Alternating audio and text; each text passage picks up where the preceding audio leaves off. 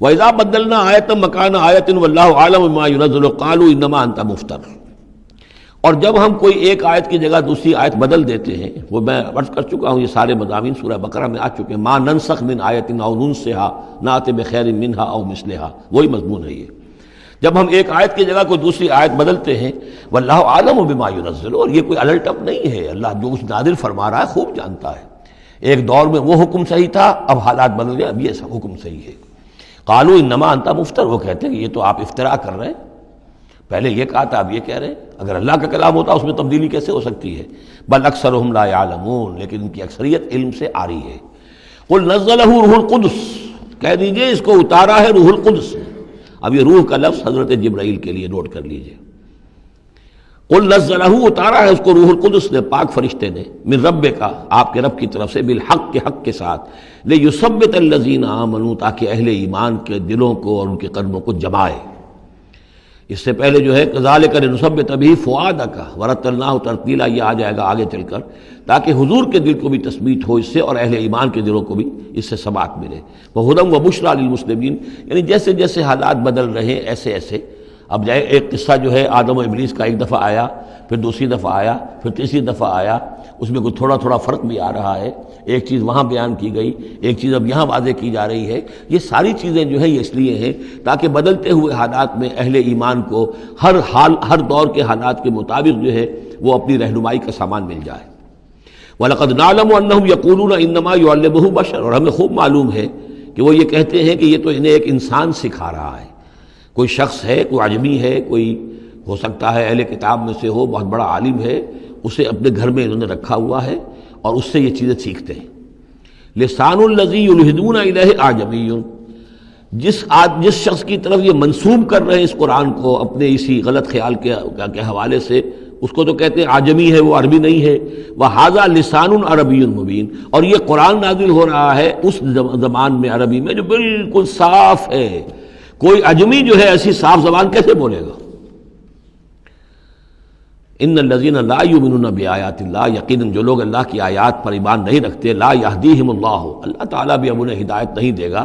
زبردستی ہدایت دینا اللہ کی سنت نہیں، اللہ کا طریقہ نہیں۔ وَلَهُمْ عَذَابٌ عَلِيمٌ، اور ان کے لیے دردناک عذاب ہے۔ انما یفتری الکذب الذین لا یؤمنون بآیات اللہ، افطرا بازی تو وہ کر رہے ہیں، جھوٹ وہ گھڑ رہے ہیں جو اللہ کی آیات پر ایمان نہیں رکھتے۔ وَأُولَٰئِکَ هُمُ الْكَاذِبُونَ، اور حقیقت میں وہ ہے کہ جو جھوٹے ہیں۔ من کفر باللہ من بعد ایمانہ، اور جو شخص ایمان لانے کے بعد اللہ کے ساتھ کفر کرے گا۔ اب اس میں بھی دونوں باتیں ہیں، ایک تو یہ کہ دل میں ایمان آ گیا، اگرچہ ابھی اس نے اعلان نہیں کیا، لیکن دل میں ایمان آ چکا، کوئی عالم ہے، اس کو سمجھ میں آ گئی بات صحیح ہے۔ یہ بھی میں آپ کو یاد آ گئی تو بتا دیتا ہوں، اسی شہر کراچی میں اس وقت ایک بہت بڑے عالم دین ہیں اور بہت اس وقت معروف ہیں، مشہور ہیں۔ انہوں نے کہا کہ میں نے آپ کا ایک ایک حرف پڑھا ہے اور مجھے آپ کی کسی بات سے کوئی اختلاف نہیں، لیکن ہم آپ کا ساتھ نہیں دے سکتے، اس لیے کہ ہم آپ کا ساتھ دیں گے تو اپنی برادری سے نکال دیے جائیں گے۔ ہماری علماء کی اپنی اپنی برادریاں ہیں، اور ایسے ہی ایک عالم دین پنجاب کے بھی ہیں، انہوں نے بھی یہ کہا، میں نے ہر چیز پڑھی ہے، صرف ایک چیز سے مجھے آپ کی اختلاف ہے، اور وہ یہ کہ جو زمینداری کے بارے میں مولانا تحسین صاحب کی بات کی آپ نے تائید کی ہے، بس باقی مجھے آپ کی کسی چیز سے اختلاف نہیں، لیکن ہم آپ کا ساتھ نہیں دے سکتے۔ تو جن پر حق واضح ہو جائے، پھر وہ مصلحتوں کے تحت، وہ مصلحتیں پھر دل کو سمجھانے کے لیے ہوتی تو یہی ہے، اب ہمارا مدرسہ چل رہا ہے، ہمارا نام چل رہا ہے، اس سے خیر ہو رہا ہے، ہمیں اس برادری سے باہر نکال دیا جائے گا، پھر ہماری بات کون سنے گا، اور ہمارا جو خیر ہے وہ بند ہو جائے گا۔ آدمی انسان کو ریشنلائز تو کرتا ہے اپنے آپ کو مطمئن کرنے کے لیے۔ من کفر باللہ بعد ایمانہ، جو شخص کفر کرے اللہ پر اس میں ایمان کے بعد، الا من اکرہ، سوائے اس کے کہ کوئی شخص مجبور کر دیا گیا ہو، اس کی جان پر بن گئی ہو، وقلبہ مطمئن بالایمان، اور اس کا دل ایمان پر جمع ہوا ہو، ولکن من شرح بالکفر، لیکن جو شخص کفر کے لیے پھر اپنے سینوں کو کھول دے گا، صدرا فعلیہم غضب من اللہ ولہم عذاب عظیم، ان پر اللہ کا غضب ہے اور ان کے لیے بہت بڑا عذاب ہے۔ اور یہ دونوں پر اس کا انطباق ہوگا، ایک انکشاف ہو گیا، اگرچہ ابھی زبان سے کہنے کی نوبت نہیں آئی، اور ایک یہ کہ زبان سے کہہ بھی دیا ہاں ہم مان لائے بات صحیح ہے، اور پھر کسی مصلحت کی وجہ سے، کسی اپنے مفاد کی وجہ سے، کسی اپنے دھڑے بندے کی وجہ سے پھر واپس جائیں گے، تو ان کے لیے فرمایا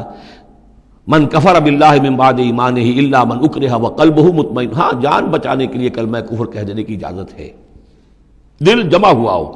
وقلبہ مطمئن بالایمان، ایمان پر دل جمع ہوا ٹھکا ہوا، صرف جان بچانے کے لیے رخصت ہے کہ کلمہ کفر کہہ کے جان بچا لو۔ ولیکن من شرح بالکفر صدرا، لیکن جو ان کا سینہ پھر کھل جائے کفر کے لیے اثر نو، وہ اپنے اسی پیشہ ورانہ ضرورتوں کے تحت، فعلیہم غضب من اللہ ولہم عذاب عظیم، ان پر تو غضب ہے اللہ کا اور ان کے لیے بہت بڑا عذاب ہے۔ ذالک بانہم استحبوا الحیات الدنیا علی الآخرہ، یہ اس لیے کہ انہوں نے دنیا کی زندگی کو محبوب رکھا، ترجیح دی آخرت کے مقابلے میں، وان اللہ لا یہدی القوم الکافرین، اور اللہ تعالیٰ ایسے کافروں کو ہدایت نہیں دیتا۔ اولئک الذین طبع اللہ علی قلوبہم، یہ وہ لوگ ہیں جن کے دلوں پر اللہ نے مہر کر دی ہے، وسمعہم، اور ان کے کانوں پر، وابصارہم، اور ان کی آنکھوں پر، واولئک هم الغافلون، اب یہ لوگ بالکل غافل ہیں، حقیقت سے ان کا اب کوئی تعلق نہیں۔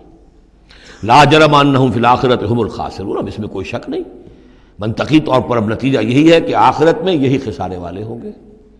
ثم ان ربک للذین ہاجروا، ہجرت کا ذکر پہلے بھی آیا تھا اب پھر آیا ہے، پھر آپ کا رب ان کے حق میں کہ جنہوں نے ہجرت کی من بعد ما فتنوا، جبکہ انہیں تکلیفیں پہنچائی گئیں، جبکہ انہیں فتنوں میں ڈالا گیا، جبکہ انہیں پرسیکیوٹ کیا گیا، تو اس وقت انہوں نے اگر ہجرت کی، ثم جاہدوا، پھر انہوں نے جہاد بھی کیا، وصبروا، اور صبر کیا، ان ربک من بعدھا لغفور رحیم، تو ان کی ان تمام جو بھی سرفروشیاں اور جو جانثاریاں ہیں ان کے طفیل اللہ تعالیٰ جو ہے ان کے حق میں غفور اور رحیم ہے۔ یوم تاتی کل نفس تجادل عن نفسہا، جس دن کے یعنی قیامت کے دن ہر جان آئے گی اپنی طرف سے مدافعت کرتے ہوئے، ظاہر بات ہے کہ ہر جان چاہے گی کہ میری جان چھوٹے، مجھے بچایا جائے، جہنم سے بچایا جائے، جو بھی عذر پیش کر سکتی ہو وہ پیش کرے گی۔ وتوفی کل نفس ما عملت، لیکن پورا دے دیا جائے گا ہر جان کو جو بھی کچھ اس نے کمایا ہوگا، وہم لا یظلمون، اور اس پر ظلم نہیں کیا جائے گا۔ وضرب اللہ مثلا قریۃ کانت آمنۃ مطمئنۃ یاتیہا رزقہا رغدا من کل مکان، اور اللہ تعالیٰ نے مثال بیان کی ہے ایک بستی کی، کانت آمنۃ مطمئنۃ، وہ بڑے امن میں تھی اور مطمئن تھی، سکون، امن کا گہوارہ، یاتیہا رزقہا رغدا من کل مکان، آتا تھا اس کے پاس رزق اس کا ہر طرف سے، چاروں طرف سے رزق چلا آتا تھا، رغد با فراغت، فکفرت بانعم اللہ، تو اس نے اللہ تعالیٰ کی نعمتوں کی ناشکری کی، کفران نعمت کیا، فاذاقہ اللہ لباس الجوع والخوف، تو اللہ تعالیٰ نے اس کو پھر پہنا دیا، اڑھا دیا لباس بھوک کا اور خوف کا، بما کانوا یصنعون، ان کے کرتوتوں کے باعث۔ اس کے بارے میں مختلف آراء ہیں، ایک تو یہ کہ ایک عام تمثیل ہے، ایک یہ کہ اس سے مراد جو ہے سبا کی قوم جس کا ذکر ہم پڑھیں گے آگے چل کر سورہ سبا کے اندر، اس کا تذکرہ ہے۔ ایک رائے یہ کہ یہ مکے کا ذکر ہو رہا ہے کہ حضور کی آمد کے بعد، جیسا کہ قاعدہ کلیہ ہم سورہ انعام میں، سورہ اعراف میں پڑھ چکے ہیں، رسول کی بعثت کے بعد اللہ تعالیٰ کی طرف سے لوگوں کے اوپر چھوٹے عذاب آتے تھے، آخری عذاب سے پہلے تو قحط کا عذاب پڑا تھا، اور عرب میں، اس میں مکے میں بہت ہی اجناس کی کمی ہو گئی تھی، بہت وہاں پر تنگی تھی، تو اس کی طرف اشارہ ہو رہا ہے کہ یہ شہر جو ہے مکہ بڑا آرام سے تھا، امن میں تھا، امن کا تو گہوارہ ہے ہی ہمیشہ سے، مطمئن تھا، اور رزق چلا آتا تھا، ہر طرف سے لوگ آ رہے ہیں، قافلے آ رہے ہیں، حاجی آ رہے ہیں، عمرے کے لیے لوگ آ رہے ہیں، چیزیں لے کر آ رہے ہیں، جانور جو ہیں وہ قربان ہو رہے ہیں، ظاہر بات ہے وہ قربان ہونے والے جانوروں کا گوشت کہاں جاتا تھا، یہ اہل مکہ ہیں، یہ اس کو کھاتے تھے،